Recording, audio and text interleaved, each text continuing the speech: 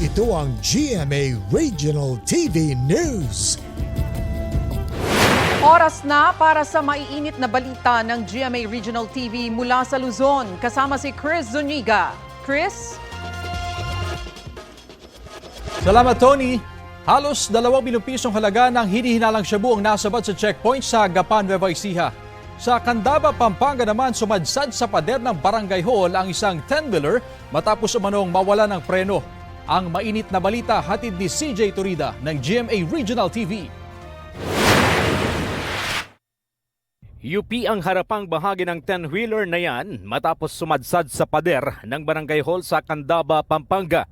Ayon sa paunang investigasyon, nawala ng kontrol ang driver nito na magdadala sana ng buhangin sa bayan. Tumama rin ang truck sa isang bahay at ilang motorsiklo na nakaparada roon. Ligtas naman ang truck driver. Ayon sa pulisya, sinabi ng driver na pagkababa niya ng tulay, napansin niyang mahina na ang kanyang preno. Naghanap daw siya ng paraan para hindi makapinsala ng iba pang motorista. Sa ospital na uwi ang isang senior citizen matapos madisgrasya nang mapaaway sa Vintar, Ilocos Norte. Ayon sa investigasyon, nagkainitan ang biktima at sospek na isang barangay tanod. Sa pag-iwas ng biktima sa pagsuntok ng sospek, bumagsak siya sa bangketa at nagtamo ng sugat sa ulo. Tumakas naman ang sospek.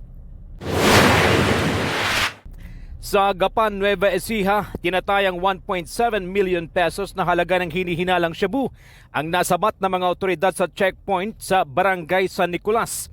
Tinangka raw tumakas ng sospek sa checkpoint. Nakuha sa kanya ang isang baril at ang motorsiklong walang plaka. Walang pahayag ang nahuli. CJ Torida ng GMA Regional TV, nagbabalita para sa GMA Integrated News.